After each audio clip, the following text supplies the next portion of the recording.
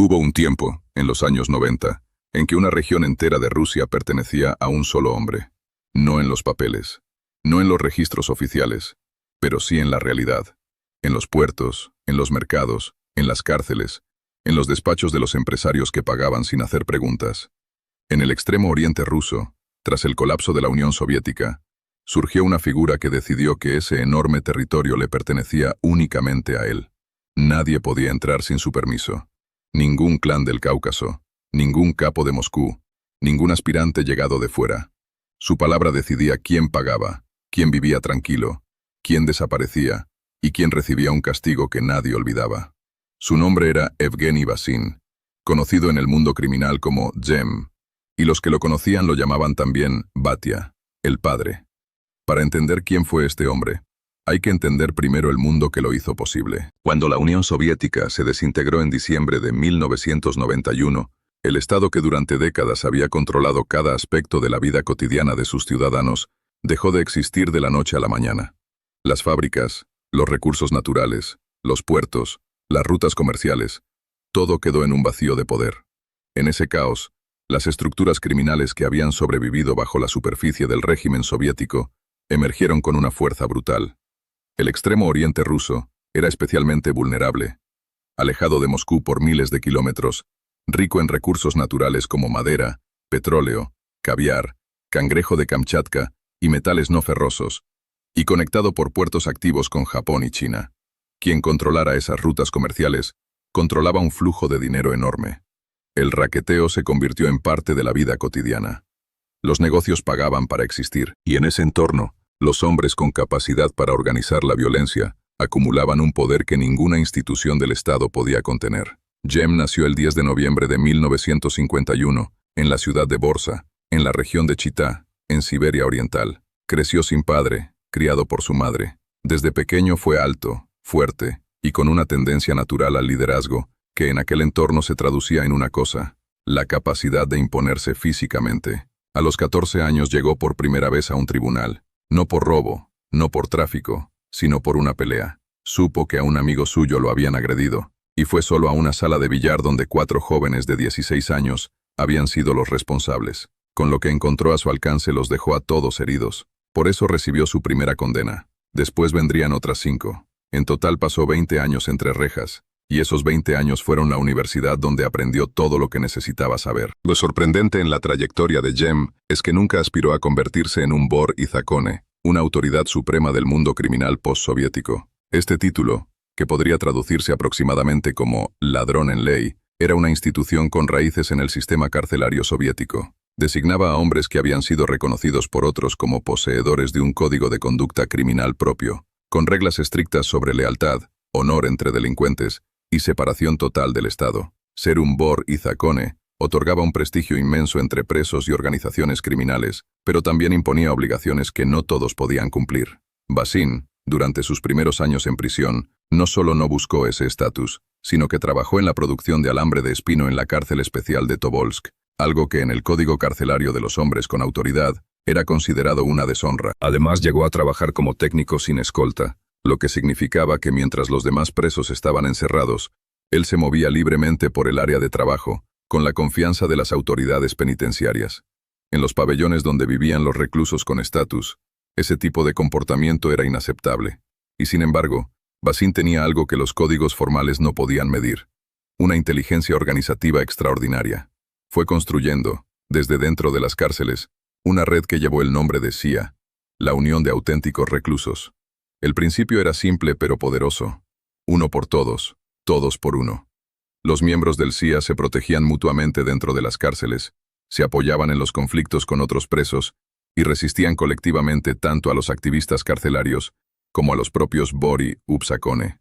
Para principios de los años 80, el círculo de Jem ya contaba con más de 100 miembros distribuidos en varios centros penitenciarios. La relación de Basin con el mundo oficial de los Bor y Zakone fue desde el principio tensa y explosiva. Tomó una decisión que en ese entorno equivalía a firmar su propia condena de muerte. Reunió a los 10 hombres más cercanos de su círculo y los declaró Bor y Zakone por su propia voluntad. Eso era una herejía. El título solo podía ser otorgado por una reunión de los propios Bor y reconocidos. Hacerlo de otra manera era una afrenta directa a la estructura de poder criminal que se había mantenido durante décadas. Los jefes del mundo criminal querían matarlo. La confrontación llegó a su punto culminante en 1983, cuando Zem, recluido en la cárcel de Lavidnangi, en Tiumen, exigió formalmente ser reconocido como Bor Besakone. La respuesta fue un rechazo categórico acompañado de amenazas de muerte. El desenlace se produjo cuando lo trasladaron a la cárcel de Tobolsk, donde se reunieron deliberadamente varios Bori de alto rango, llegados de distintas partes del país para tratar el asunto. Entre ellos estaban figuras como Yakut, Dato de Tashkent, Baktang y Timur.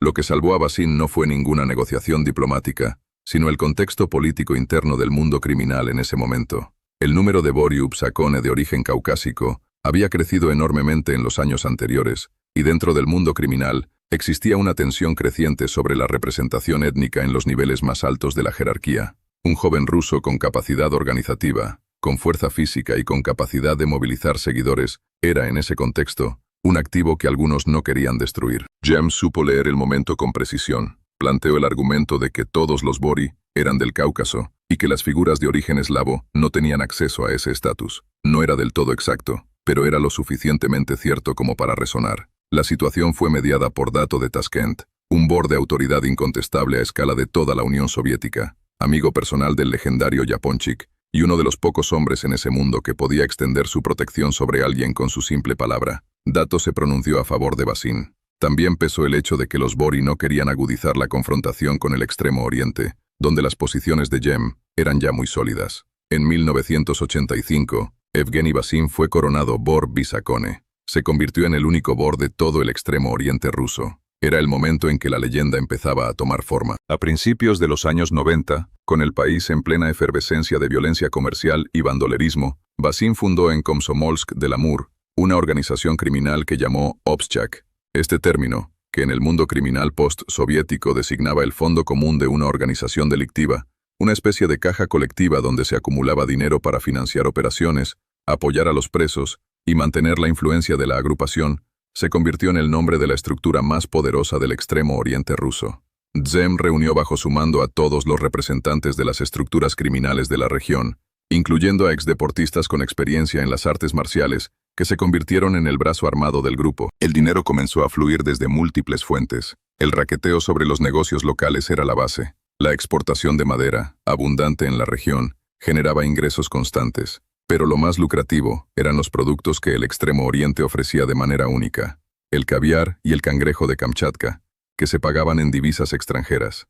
A eso se sumaban los porcentajes sobre la descarga de mercancías chinas y japonesas en los puertos, el tráfico de metales no ferrosos hacia el exterior, el negocio de las drogas y los dividendos que llegaban desde la explotación petrolera en el litoral de Sajalín. Komsomolsk del Amur era el centro neurálgico, pero el alcance de Jem se extendía rápidamente. Basin entendió algo que muchos líderes criminales de su época no lograron comprender. El poder no se sostiene solo con violencia, también necesita imagen. Y en ese sentido, trabajó con la misma disciplina con la que construyó su organización.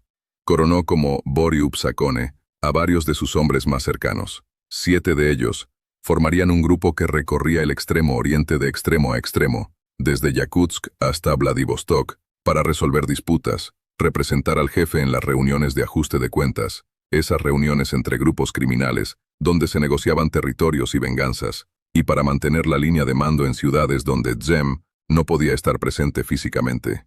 Algunos de estos nuevos Bori tenían una historia criminal casi inexistente. 2 de ellos, Sergei Lepioshkin, conocido como Lepioka, y Oleg Shokirev, conocido como Leshi, no solo nunca habían pisado una cárcel como exigía el código del mundo criminal, sino que ni siquiera tenían antecedentes policiales. El mundo criminal tradicional observaba todo esto con desprecio y furia, pero no podía hacer nada. El poder real estaba en manos de Jem. Tras consolidar Komsomolsk, Basin inició la expansión.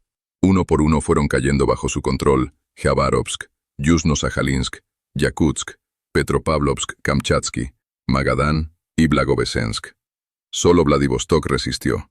Los grupos criminales de la región de Primorie tenían fama de ferocidad particular, y Jem, con la frialdad de un estratega, decidió no arriesgar a sus hombres en una guerra que podía resultar costosa. Prefirió consolidar lo que ya tenía, que era más que suficiente. En cada ciudad conquistada instaló a sus encargados, los llamados Smotriashchie. Hombres de confianza a quienes el jefe dejaba al cargo de vigilar el territorio, los negocios, los puertos o las cárceles en su nombre.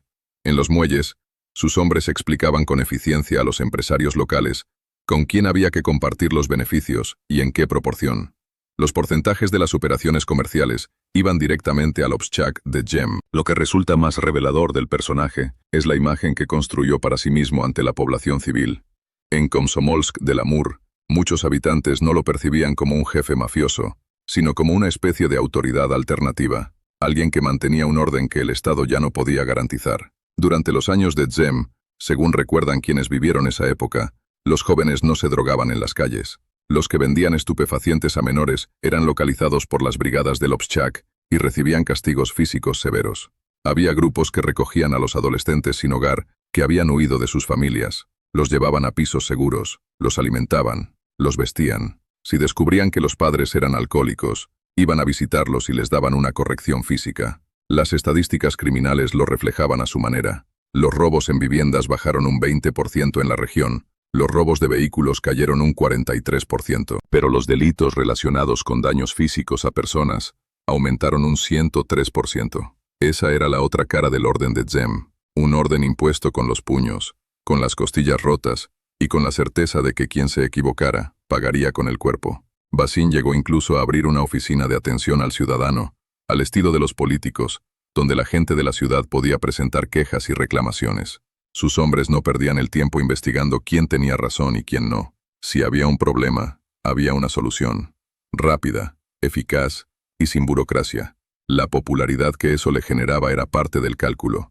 Jem sabía que el apoyo popular era un escudo tan útil como cualquier guardia armada. En persona, Evgeny Basin producía una impresión completamente distinta a la que cabría esperar de alguien con su historial. Era un hombre de modales cuidados, vocabulario correcto, sin vulgaridades, atento con todos. Quienes lo conocieron recordaban su aplomo, su tono sosegado, una cierta elegancia austera, pero esa fachada de intelectual tranquilo ocultaba algo que emergía sin aviso cuando las circunstancias lo requerían. En las reuniones de ajuste de cuentas en las que participó personalmente, los que caían bajo sus manos salían con la nariz rota, la mandíbula fracturada, el brazo dislocado o los riñones dañados. Había una brutalidad contenida en él que se liberaba sin transición. Existe un episodio que ilustra mejor que cualquier otro la naturaleza real de su poder. En cierta ocasión, sus hombres fueron demasiado lejos durante la eliminación de unos rivales.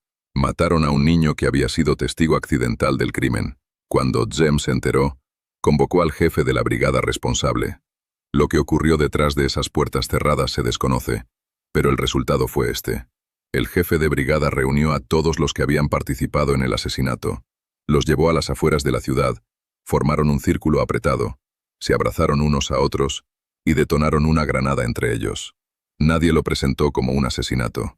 Fue una ejecución colectiva que los propios culpables llevaron a cabo sobre sí mismos, porque la alternativa era algo peor.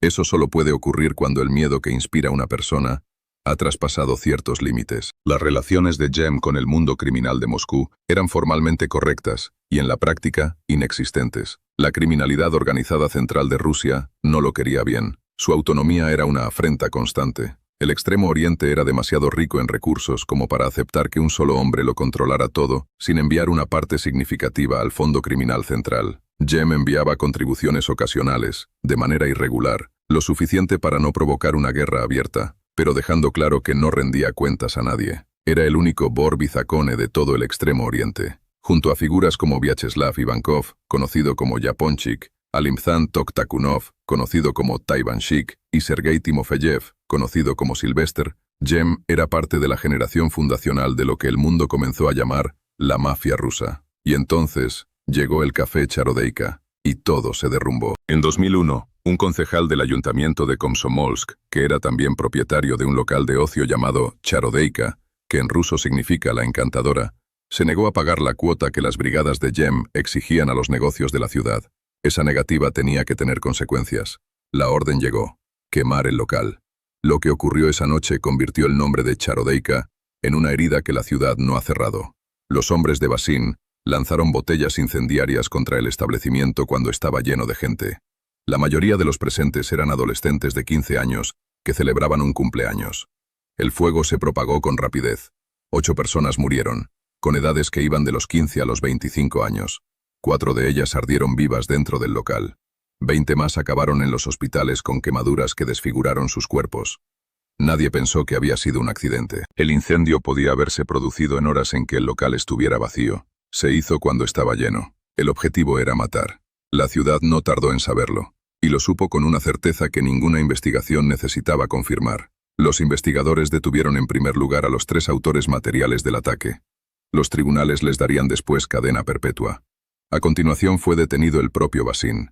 Cuando llegaron los agentes, dicen que ya tenía una bolsa preparada, convencido de que el proceso no duraría mucho y de que los mecanismos que siempre habían funcionado a su favor volverían a hacerlo esta vez.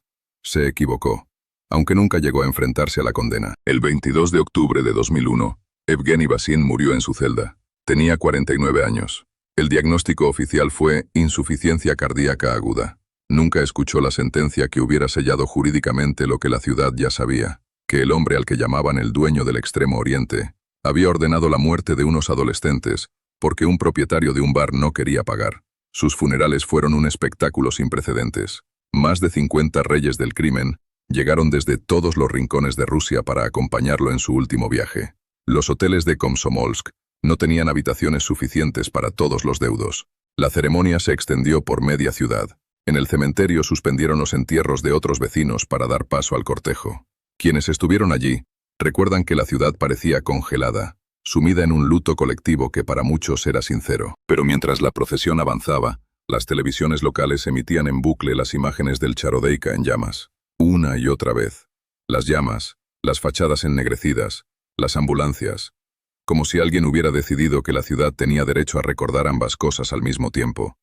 Al hombre al que muchos lloraban, y a los jóvenes que habían ardido por su orden. Jem quiso ser el único señor de un territorio inmenso. Quiso que incluso los reyes criminales de Moscú lo temieran. Lo consiguió. Durante años mantuvo a raya a cualquier poder externo, construyó una estructura que lo sobrevivió, y grabó su nombre en la historia del crimen organizado post-soviético, con una profundidad que pocos han igualado. Pero su imperio no terminó en una leyenda. Terminó en cenizas, en 8 ataúdes pequeños, en cicatrices que décadas después siguen sin sanar, y en esas imágenes de fuego que la televisión seguía repitiendo mientras la ciudad enterraba al hombre que la había aterrorizado, recordándole quién había sido realmente el dueño del Extremo Oriente.